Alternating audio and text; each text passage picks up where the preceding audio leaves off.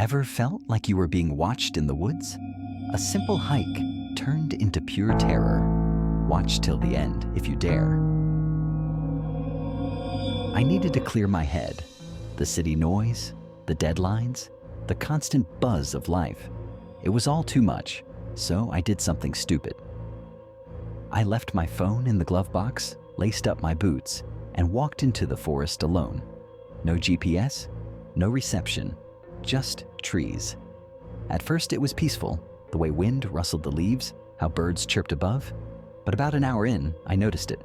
A soft snap, a twig breaking. I turned expecting to see a deer. Nothing. Stillness. Then again, seconds. Snap. It wasn't a squirrel or a bird. Something was behind me. I stopped. "Hello," I called out. Silence. My voice echoed through the trees. I told myself I was being paranoid, but the pit in my stomach had already formed, and it didn't go away. I picked up my pace. The sounds behind me grew softer, or maybe I was just walking too fast to hear them. But then I stopped. A shape stood among the trees, not moving, tall, thin. From that distance, I couldn't make out a face, just dark clothing, maybe a hood. I waved. "Hey, you okay out here?" No response. The figure didn't shift, didn't react. It was like it had been carved from the shadows. I blinked. Gone. I walked quickly past the area, pretending I hadn't seen it. But my heart was racing. I told myself it was probably a lost hiker, just like me. Except I wasn't lost yet. Not yet. 10 more minutes in, I stopped again. That feeling, like something was watching me, hadn't left. In fact, it had grown stronger. I reached a fork in the trail. Left led to the creek. Right went uphill. I chose uphill, more visibility. But every branch I passed felt like it was reaching for me. The trees were denser now, and the light faded fast. It wasn't even evening yet. I glanced at my watch. 3:42 p.m.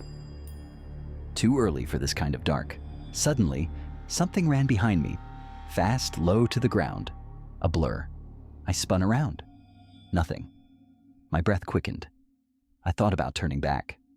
Then I saw it. A symbol carved into a tree. 3 circles overlapping. Not something you'd find in nature. It looked deliberate. I touched it. The bark was warm, like someone had just done it. I backed away slowly. Then I heard whispering. A voice, not loud, but right by my ear. I froze. The whisper wasn't in my head. It came from inches away. Low, raspy. It said my name. Not yelled, not called, just said, like it knew me.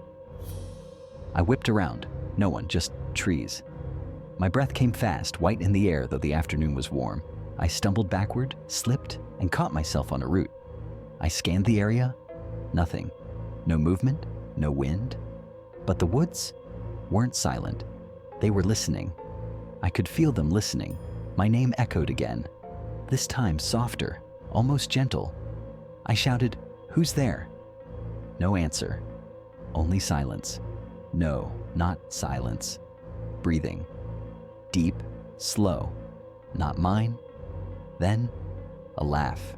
Small, childlike, from the trees, behind me. Too close.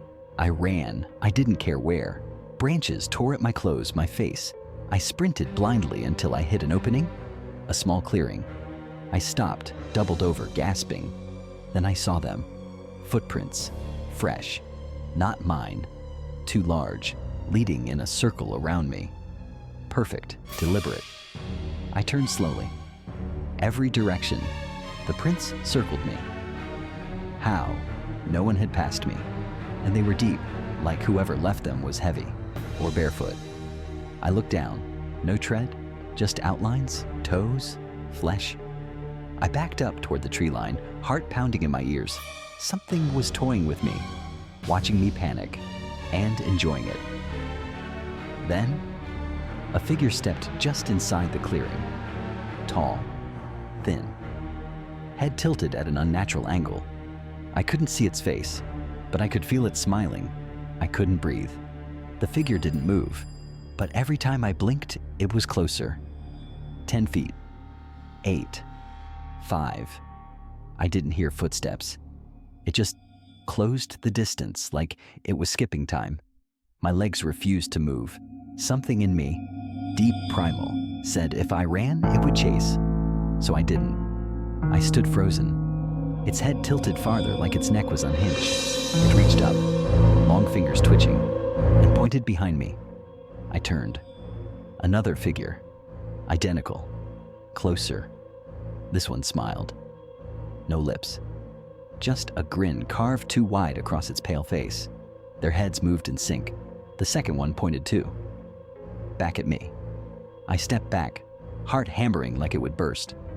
And then, they were gone. Vanished. Like fog, I ran. Again. But the forest didn't feel like the same forest anymore. The path I'd taken, gone. The trees looked wrong. Taller, closer together. I kept running until I reached a dry creek bed. Empty. I remembered crossing it earlier, except it was full of water then. I was going in circles. Something was keeping me inside. I climbed the other side, scraped my hands bloody. Branches cracked behind me. Slow, heavy steps. I dove into the underbrush and held my breath. A figure passed by.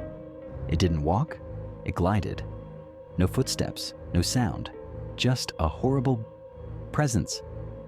It stopped, tilted its head, sniffed the air, then kept moving. I stayed hidden until the silence felt unbearable. When I crawled out, the trees had rearranged themselves. The path was gone. The trees weren't just different, they were wrong. Too symmetrical, like they'd been placed deliberately. Each one exactly 3 steps apart, same height, same shape. It felt artificial. I walked between them, hoping for an exit, but each turn brought me back to the same tree, the one with the symbol. 3 circles, except now it was bleeding.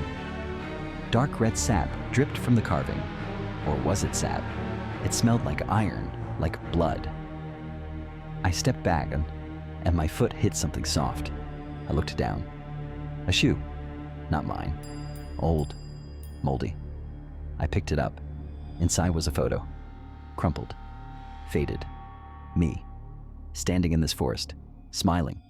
I dropped it and staggered back. Another whisper behind me. This time it didn't say my name. It said, "You've always been here." I ran until my legs gave out. I collapsed near a rotten stump and cried. Not from pain, but from knowing I wasn't alone, and I never had been. Then I heard voices. Software distant. Not whispers this time. Full sentences. I crawled toward the sound, through thick vines and black roots, and there they were. People. 6 or 7, standing perfectly still. Eyes wide, dirty. Their mouths moved like they were speaking, but no sound came out. I called to them. No reaction. I stepped closer. They didn't blink, didn't breathe. They weren't people. Not anymore. Just shells. Trapped here. Just like I was. A woman's lips moved. I read them. Don't move. Too late. Branches behind me snapped.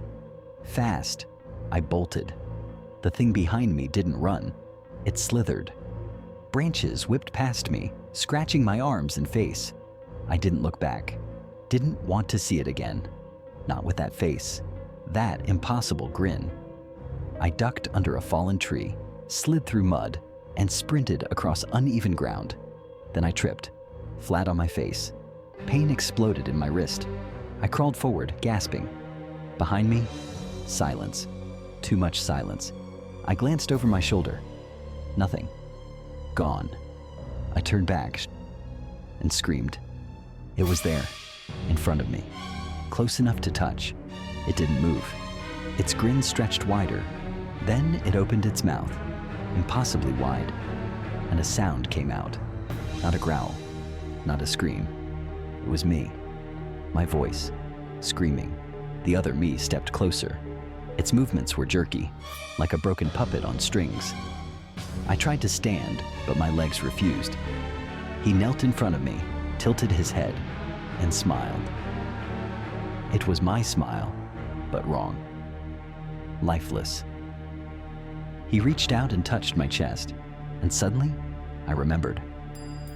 Flashes, trees, a scream, a shadow swallowing me whole. Not today. Long ago. I'd been here before.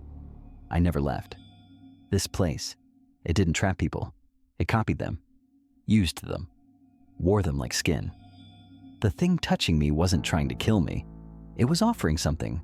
Replacement, submission, a place in the cycle. I felt my body begin to fade. My breath slowed. He whispered, "Now you understand." And I did. Too late. I woke up in my car, back at the trailhead. The sun was rising. Birds chirped like nothing had happened. I checked my phone. No missed calls, no time lost. But my boots were muddy, my shirt torn, and my hands covered in dried blood. I looked into the rearview mirror, and my reflection blinked. A second too late. I don't hike anymore. Sometimes I still hear them. Whispers in the trees outside my window.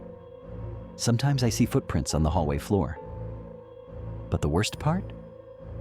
I don't know if I ever left. Not really. Maybe I've been in those woods all along, and what came back wasn't me.